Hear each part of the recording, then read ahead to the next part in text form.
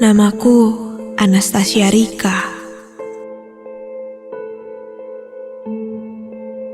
Teman-teman kampusku biasa memanggilku dengan nama Riri.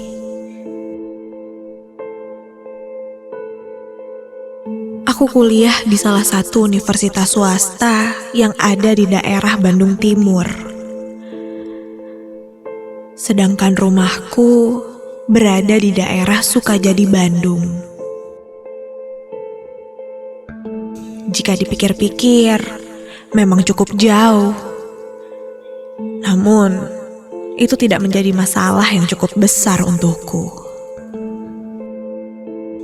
Pagi itu, aku bersiap-siap untuk pergi mengikuti salah satu kegiatan di himpunan jurusanku untuk berkemah di daerah Cibiru tepatnya, sekitaran Gunung Manglayang.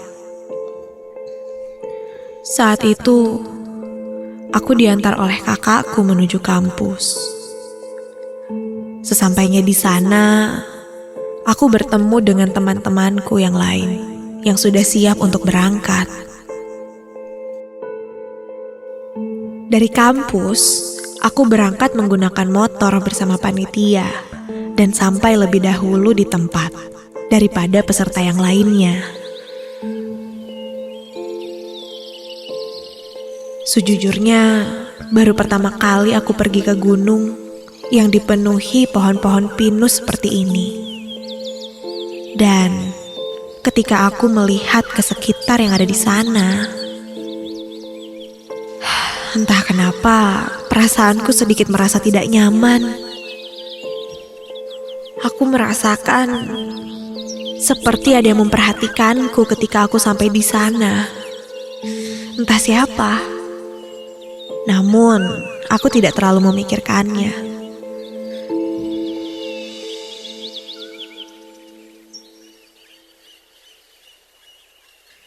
Aku pun memasukkan tas besarku ke dalam tenda yang sudah disediakan. Dan ketika aku masuk, aku dikagetkan oleh seekor kucing hitam yang ada di dalam tenda. Yaelah, kok ada kucing segala sih? Hitam lagi warnanya. Gak ada lucu-lucunya. Aku pun mengusir kucing itu untuk pergi dari dalam tendaku. Singkat cerita, sore pun tiba. Kulihat semua peserta sudah sampai di lokasi. Ketika kulihat, ternyata kebanyakan teman-temanku seperti sudah biasa masuk ke hutan ini. Berbeda denganku. Sore pun mulai berlalu dan malam pun tiba.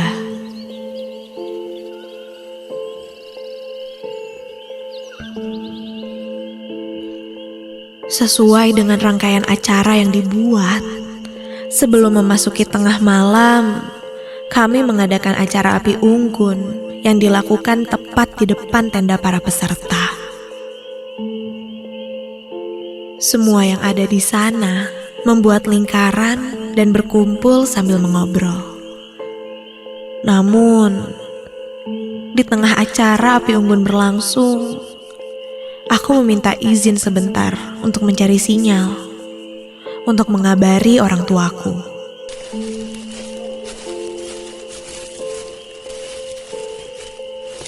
Aku pun masuk ke dalam tenda, mengambil handphoneku sambil masih mencari sinyal. Kondisi tendaku saat itu kosong. Sepi, tidak ada orang satupun, kecuali aku. Duh, gak ada sinyal terus nih. Suasana di tenda malam itu sangat hening. Samar. Terdengar suara teman-teman yang sedang ada di api unggun. Tenda yang kutempati ini bisa dibilang cukup besar. Jika digambarkan seperti tenda peleton. Sampai tak lama dari itu, ketika aku sedang fokus mencari sinyal,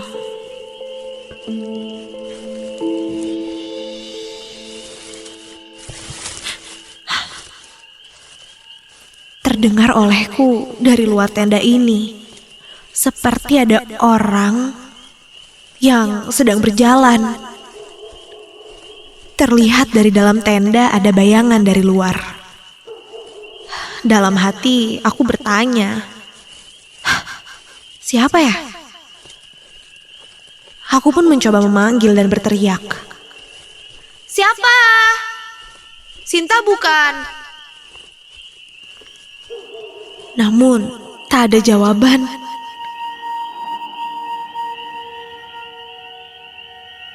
Aku pun hanya bisa melihat dan menunggu.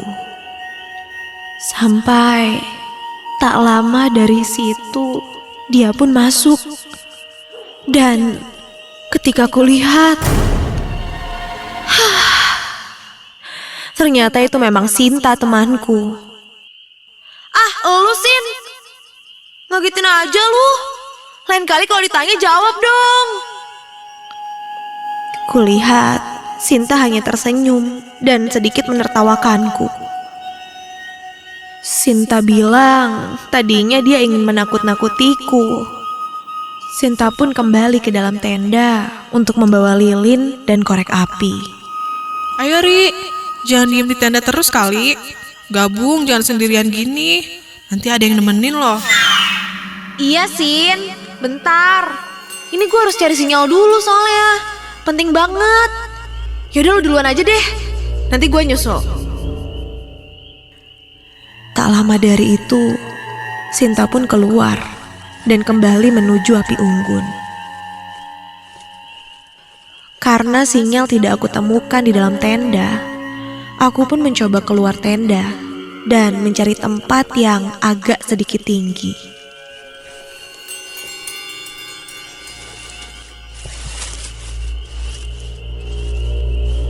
Ku coba sedikit mendaki ke bagian bukit yang ada di belakang tenda. Karena gelap, ku nyalakan flash di handphoneku sambil terus mencari sinyal. Dan ternyata tidak sia-sia.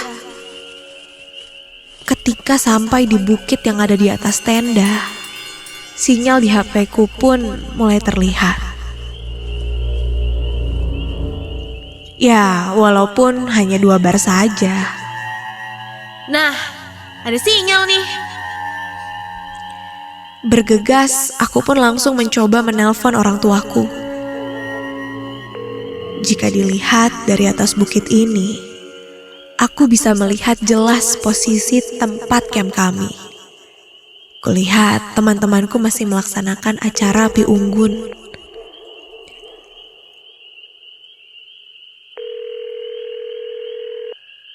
Sampai ketika aku masih menunggu telepon untuk diangkat oleh orang tuaku, tiba-tiba saja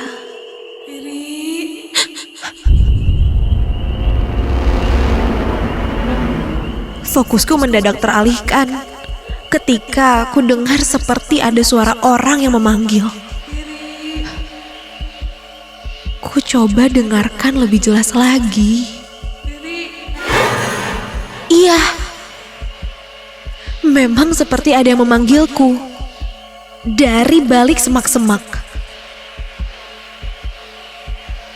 Aku mencoba tidak mendengarkannya karena aku pikir itu temanku yang ingin jahil lagi padaku. Tapi lama-kelamaan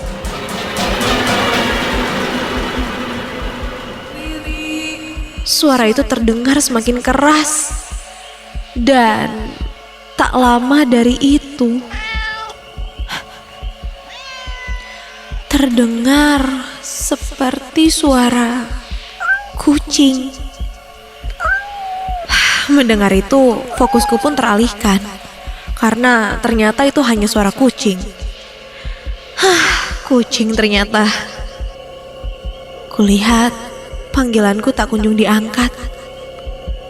Sampai ketika ku coba telepon lagi,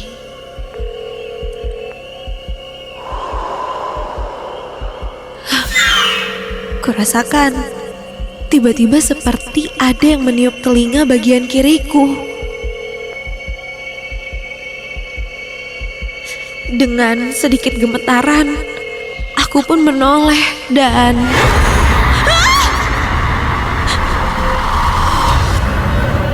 Kulihat di hadapanku, kini ada sesosok yang berdiri membelakangiku. Rambutnya berantakan dan panjang. Dan dengan sangat tiba-tiba, astaga! Dia membalikkan badan. Dan kali ini terlihat mukanya yang terkena luka sayatan dan matanya yang menakutkan, serta mengeluarkan darah dan mulut yang menganga dengan lidah menjulur. Aku berteriak sekeras mungkin.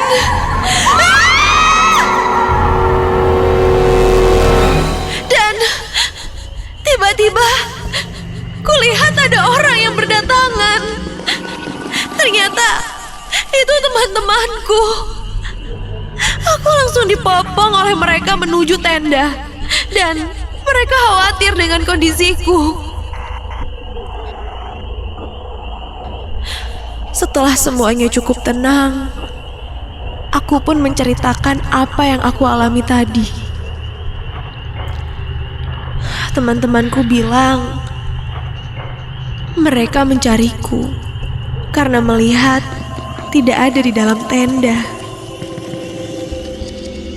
Setelah ku ceritakan semuanya, acara malam itu pun dihentikan. Dan semua peserta camp langsung beristirahat di tendanya masing-masing.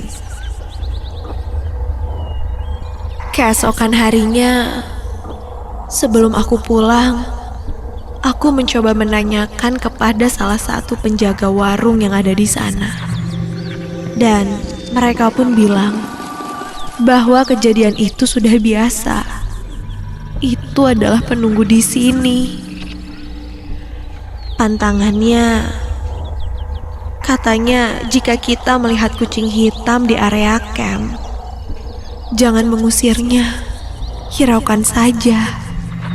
Dan anggap saja tidak ada. Mendengar semua itu, aku pun menjadi semakin lebih berhati-hati. Sampai sekarang, aku masih saja belum melupakan kejadian yang aku alami. Bahkan, kadang-kadang aku suka mendengar suara orang memanggil namaku. Terdengar jelas di telingaku. Bahkan, aku belum bisa menghapus bayangan wajah perempuan itu. Selalu terlihat jelas di pikiranku.